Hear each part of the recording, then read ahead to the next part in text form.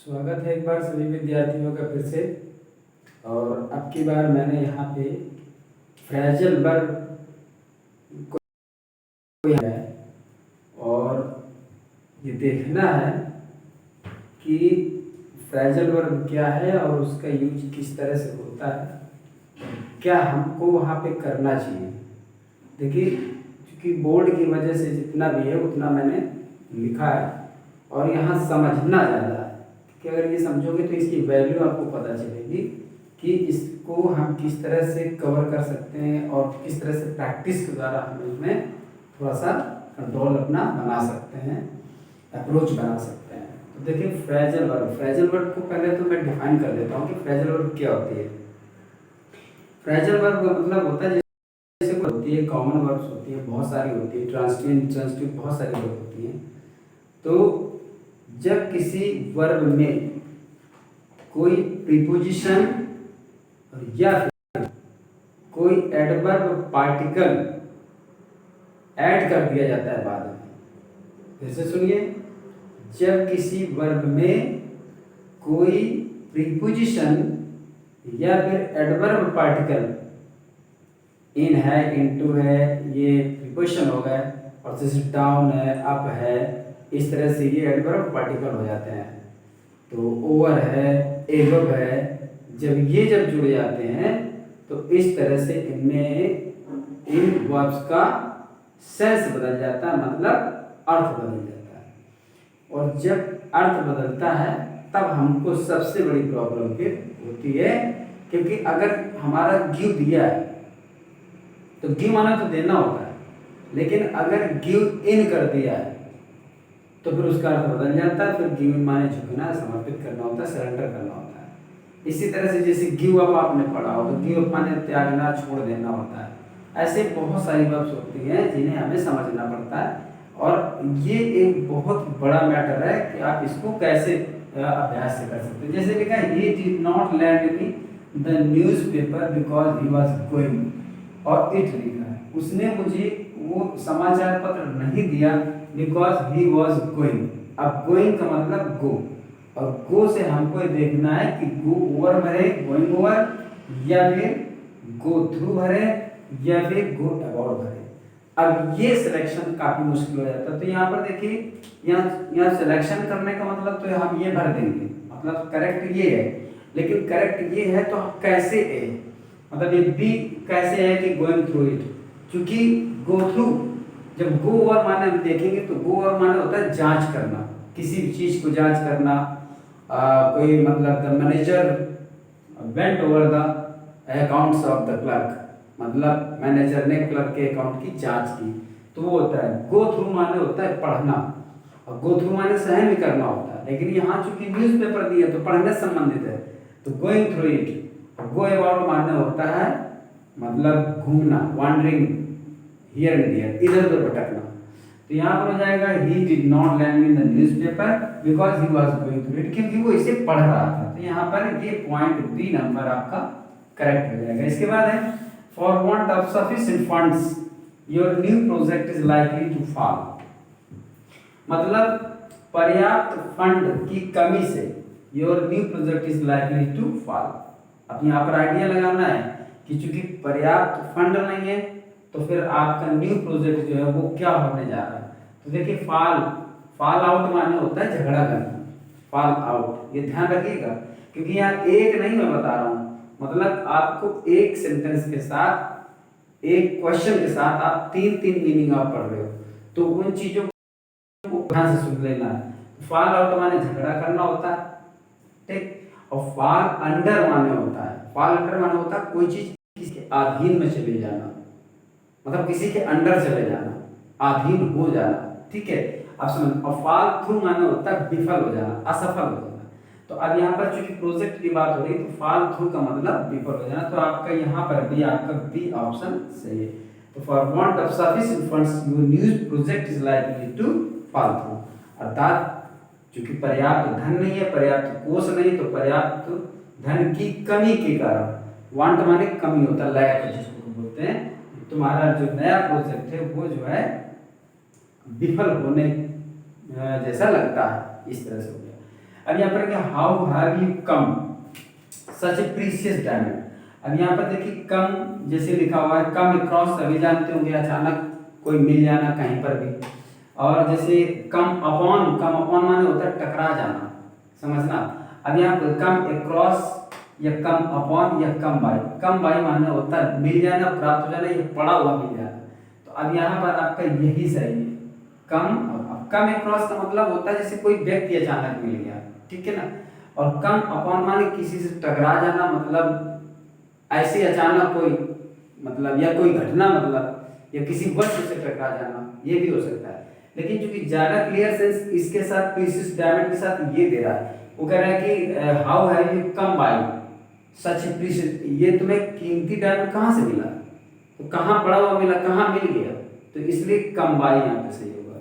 इसके बाद है who can say what will turn next लिखा है, तो देखिए टर्न के साथ क्या यहाँ पे मैच करेगा। टर्न डाउन माने होता है ठुकरा देना, ही turn it down my request, तो टर्न डाउन माने ठुकरा देना। फिर देखिए टर्न अप माने आना होता है, अराइव माने आना होता है। और यह फिर जैसे होता है कभी कभी कि मतलब coming up into the next, मतलब आगे आना। और ये टर्न आउट माने होता है निकाल देना, भगा देना। The teacher turn the student out of the class, तो टर्न आउट माने भगा देना, टर्न अप माने होता है आना, और टर्न डाउन माने ठुकरा देना। तो यहाँ पर आपके यहाँ पर भी ये बी जो है ऑप्शन सही है। फिर लिखा है Rita comes A family of freedom fighters, ठीक, यानी रीता जो है स्वतंत्रता संग्राम के सेनानियों से, अब सेनानियों के परिवार से अब संबंध रखती है, या आती है, या की है, ठीक। तो अब अगर ये कह रहे थे कम्स लिखा हुआ, तो कम्स के साथ सही अर्थ मतलब कौन सा देगा, तो देखिए जैसे यहाँ पे कम ऑफ लिखा है, क्योंकि ऑफ जब लगता है तो यहाँ पर कोई ना कोई सेपरेट होती है, तो कम ऑफ माने होता है अलग होना, कम ऑफ मीन अलग होना, तो यहाँ पर अलग तो होना सेंस है नहीं। इसके बाद कम बाय माने होता है तक आ जाना, जैसे हम कहते हैं you will have to come by tomorrow, तुम्हें कल तक आना है, तो यहाँ तो कम बाय माने तक आ जाना, कोई ड्यूरेशन बताता है। और यहाँ पर कम ऑफ माने होता है से संबंध रखना, जुड़ा हुआ होना। कम ऑफ एक रिलेशन को कायम करता है, मतलब कोई चीज को कनेक्ट करता है। तो यहाँ पर हो जाएगा आपका ऑप्शन ए, यानी comes of a poor a family of freedom fighters. हमेशा जैसे वह धनी परिवार का है, जैसे ही comes of a rich family, वह गरीब परिवार का, ही comes of a poor family, ऐसे करके यहाँ पर बनता है। अब लिखा है take your shoes when you enter the room. अब ये सभी जानते हैं कि यहाँ पर टेक ऑफ आएगा ये, ठीक, लेकिन तमाम चीजें होती है कि हमें ये भी पता होना चाहिए। जैसे कभी टेक डाउन हो गया तो टेक डाउन माने होता है लिखना, किसी चीज को नोट करना, नोट डाउन मतलब टेक डाउन। और टेक ऑफ माने होता है उतारना, ये भी होता है। पुट ऑफ माने भी उतारना होता है। और यहाँ पर लिखा होता है टेक ऑन माने, टेक ऑन माने ग्रहण कर लेना या अपना लेना होता है, अपने आप में मिला लेना होता है टेक ऑन माने। तो यहाँ पर बी ऑप्शन सही है। फिर लिखा the fear that adds has broken, फिर लिखा in India is not unfounded. तो यहाँ पर लिखा है कि ये भय दैट एड्स हैज ब्रोकन, अब ब्रोकन के साथ में क्या होगा, जब ब्रोक बना है इसकी फर्स्ट फॉर्म ब्रेक से, तो ये ब्रेक, और ब्रेक के बाद ऑप्शन है इनटू, तो ब्रेक इनटू माने होता है मतलब टू एंटर फोर्सफुली, मतलब किसी के यहाँ जबरदस्ती प्रवेश करना या चोरी से घुस जाना जैसे होता है, सेंध लगाना जिसको कहते हैं, तो ब्रेक इनटू नहीं होगा। फिर ब्रेक डाउन माने होता है स्वास्थ्य का गिरना, दूसरा होता है किसी मशीन का चलते चलते रुक जाना, खराब हो जाना, और इलेक्ट्रिसिटी का डिस्टर्ब हो जाना, पावर सप्लाई बाधित होना, ये भी ब्रेक डाउन होता है। और इसके बाद ब्रेक आउट जो होता है, ब्रेक आउट माने फैल जाना होता है, या छिड़ जाना, युद्ध का फैल जाना या किसी बीमारी का फैल जाना। तो यहाँ पर देखिए क्या लिखा है, ये बीमारी को फैल जाना है, तो चूंकि ये सी ऑप्शन आपका सही है, ब्रेक आउट माने फैल जाना। तो यहाँ से the fear that adds has broken, यानी कि ये डर कि एड फैल गया है, और तो broken out in India, Bharat में फैल गया है, इज नॉट अनफाउंडेड माने बेबुनियाद नहीं है। तो यहाँ अनफाउंडेड का मतलब बेबुनियाद यानी झूठा नहीं है। तो इस तरह से यहाँ पर आपको ये सारी चीजें कवर करनी है। ये फ्रेजल वर्ब वाला मैटर है, और काफी विशेष यानी टिपिकल होता है, मुश्किल होता है इसको कवर करना, तो ये आपको थोड़ा सा ध्यान देना पड़ेगा। अब चूंकि यहाँ पे लिखना और इसको समझना, फिर इसको याद रखना काफी मुश्किल होता है। अब मैं कुछ वर्ड्स आपको थोड़ा सा ऐसे बता देता हूँ जहाँ पर बच्चे ज़्यादा कंफ्यूज होते हैं, और जब वो ऑप्शन में आ जाते हैं, एमसीक्यूज में, मल्टीपल चॉइस क्वेश्चंस में आ जाते हैं, तो उनमें कंफ्यूजन बहुत हो जाता है। जैसे देखिए, एक है LIE और LIE और LAY, ठीक है, इस तरह से होता है। तो यहाँ पर क्या होता है, जैसे लाई और लाई और लाई, ये तीनों वर्ब है। अब तीनों में क्या होता है, इस लाई का मतलब होता है झूठ बोलना, झूठ बोलना, ठीक है। तब जब झूठ बोलना इसका अर्थ होता है, तब इसकी सेकंड फॉर्म होती है लाइड, और थर्ड फॉर्म भी होती है लाइड। और इस लाई का मतलब होता है लेटना, या फिर होता है पड़े रहना, ठीक, पड़े रहना, ठीक, या पड़ा होना, ऐसा भी कह सकते हैं। और इसकी तब होती है लाई, ले, ठीक, और लेन, तब ये होती है इसकी फॉर्म। यहाँ बहुत ज्यादा ध्यान देने की जरूरत होती है। और इनमें चूंकि देखो बच्चों का क्या होता है, वो ज्यादा इन सारी चीजों को माइंड नहीं करते हैं। पेपर में होते हैं तो पेपर वो फ्रीली अटेंड करते हैं, उनमें जो समझ में आया वो समझ कर लिया। लेकिन ये एक समय, उस समय मुश्किल होता है, मतलब थोड़ा सोचो कि जिस समय हमारे सामने ये चीज आती है। और ले का मतलब होता है रखना, रखना होता है, सजाना भी होता है, और किसी चीज को सेट करना भी होता है। तो ले इसकी होती है third form, second form let, और इसके बाद होता है ये लेट, इस तरह से होता है। अब देखिए, जैसे ये राइज है, ठीक, फिर होता है एराइज है, फिर जैसे होता है रेज है, तो ठीक है, जैसे राउज है।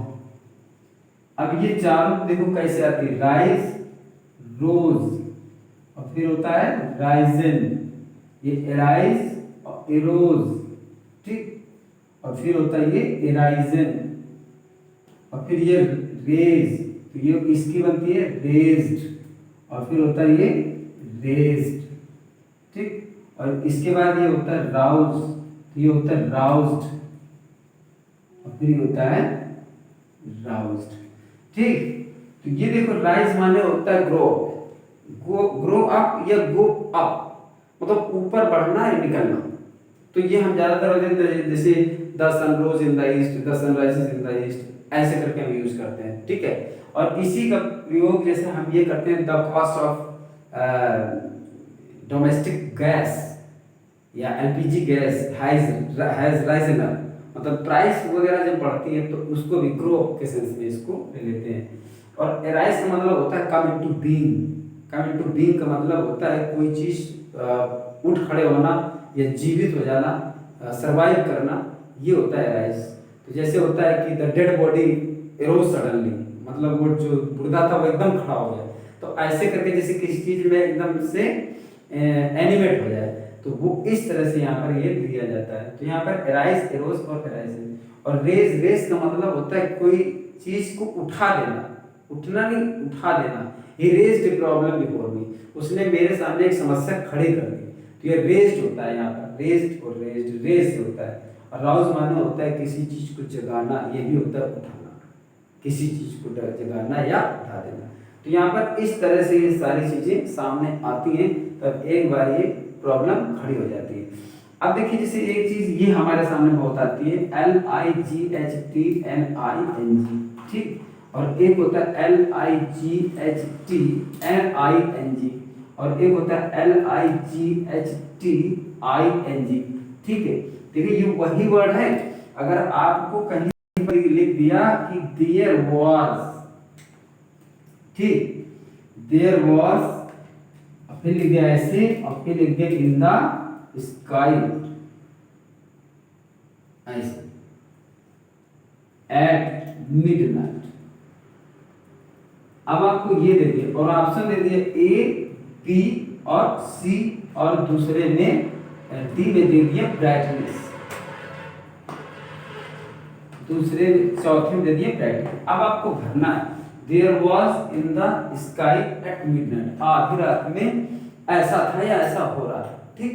अब आपको कंफ्यूजन होना निश्चित है कि अगर ये दे दिया वर्ड के हिसाब से कि मतलब चूज करेक्ट वर्ड, तो फिर आपको प्रॉब्लम हो जाएगी। तो ये आपका इसमें आएगा नहीं, इसमें आएगा ये वाला, ठीक, क्योंकि इस लाइटन का मतलब होता है हल्का करना, लाइटनिंग। ये लाइट से बना, लाइट माने हल्का, लाइटन वर्ब बन जाती है, और लाइटनिंग माने होता है हल्का करना, तो यहाँ पर हो जाएगा देयर वॉज, तो ये लाइटनिंग होगी। इस लाइटनिंग जिसमें ई नहीं होता है, इसका मतलब होता है आकाशीय बिजली का चमकना या बिजली का तड़पना या चमकना, तो ये लाइटनिंग होगा। ठीक, तो यहाँ पर तो खैर ये आएगा। इस लाइटिंग का मतलब होता है मतलब बिजली की व्यवस्था, लाइटिंग मतलब डेकोरेटिंग, लाइट की डेकोरेटिंग, उसकी सेटिंग, वो लाइटिंग होती है। जैसे किसी घर की, जैसे हम कहते हैं कि नहीं यहाँ पे लाइटिंग जो मैनेजमेंट है वो सही नहीं है, किसी शादी समारोह में कहते हैं लाइटिंग मैनेजमेंट, तो ये लाइटिंग मतलब बिजली व्यवस्था हो गया, प्रकाश व्यवस्था, ये लाइटिंग का मतलब होता है। ये ब्राइटनेस का मतलब चमक है, इसका प्रयोग यहाँ नहीं होगा, ये वो वस्तुओं या किसी के मान लीजिए कपड़ों या चेहरे की ये चीज होती है, तो इसका यहाँ कोई रोल नहीं है, इसमें ये ऑप्शन आपका सही माना जाएगा। तो इस तरह से ऐसे बहुत सारे वर्ड्स होते हैं जिनका हम प्रयोग पढ़ाई लिखाई में करते हैं, लेकिन हम उसको ध्यान नहीं देते हैं कि यहाँ पर क्या आएगा। तो सबसे पहले तो इन छोटी छोटी चीज़ों को कंपटीशन के हिसाब से इम्प्रूव करना ही पड़ेगा कि हम मतलब इसको कैसे इम्प्रूव करें, और यही छोटी चीज़ें हमको कभी कभी फंसा देती हैं।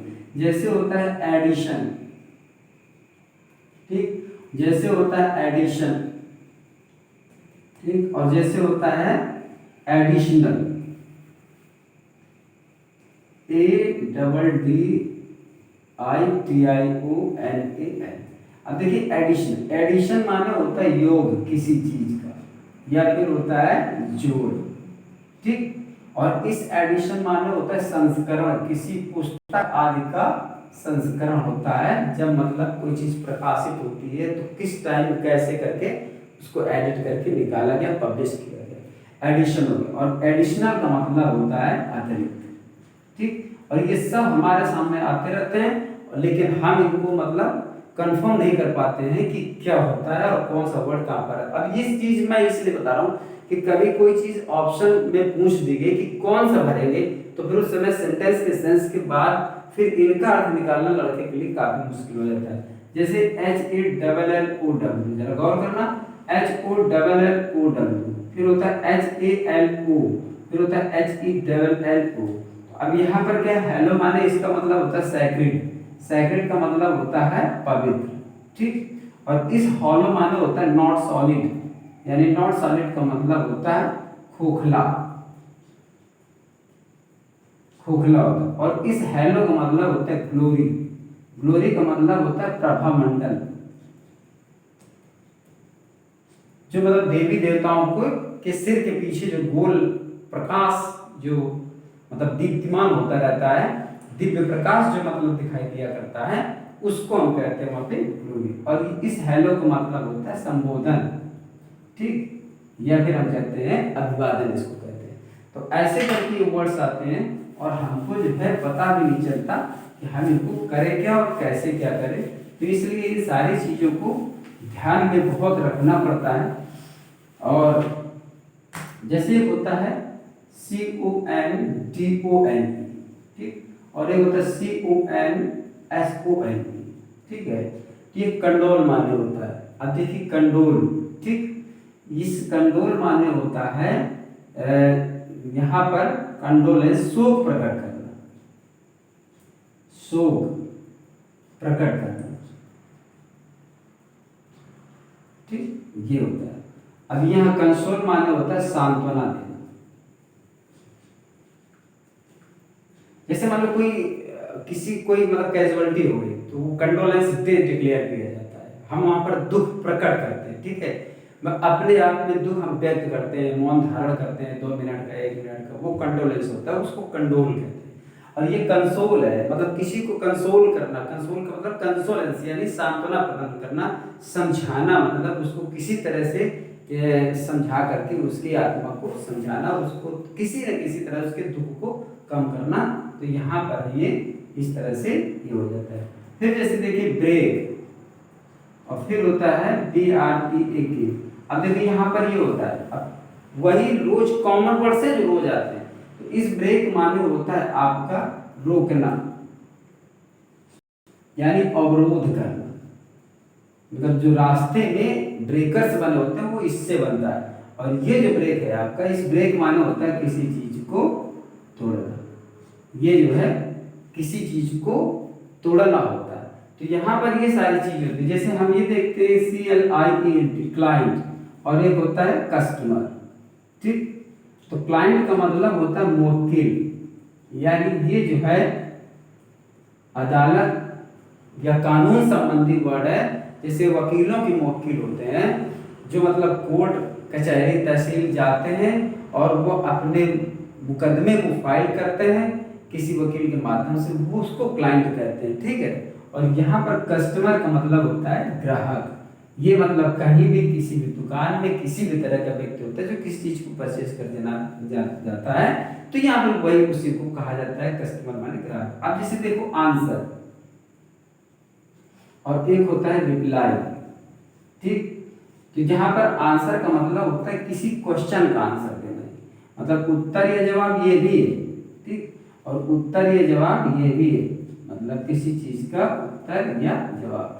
लेकिन यहाँ पर क्या होता है कि ये किसी क्वेश्चन का आंसर होता है, और ये किसी भी बात का मतलब रिप्लाई होता है। जैसे किसी ने गुड मॉर्निंग करा, या किसी ने भेजा आपसे फ्रंट पे करा, फेस टू फेस करा, तो आपने उसको तुरंत गुड मॉर्निंग बोला, ये रिप्लाई है, ठीक।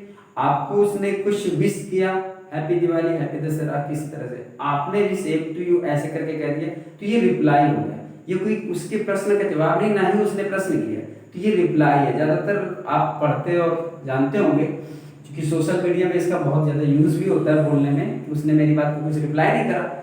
और ये आंसर का मतलब होता है जब कोई क्वेश्चन होता है तो फिर वहां पर यहाँ पे आंसर। तो ये नॉर्मल वर्ड है जो डेली लाइफ में आते हैं और इनको हम यूज करते हैं, तो इनको बहुत ज़्यादा ध्यान देने की जरूरत है कि हम इनको सही से यूज करें, सही जगह पर यूज करें।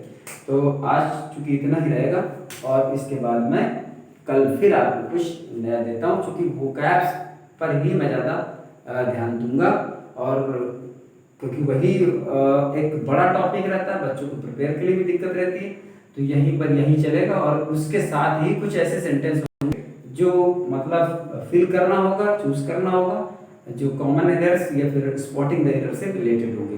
तो अभी चूंकि अब मैं कल आपको कुछ बना करके देता हूँ, और फिर तब तक के लिए सभी लोग स्वस्थ रहिए और मस्त रहिए, खुश रहिए।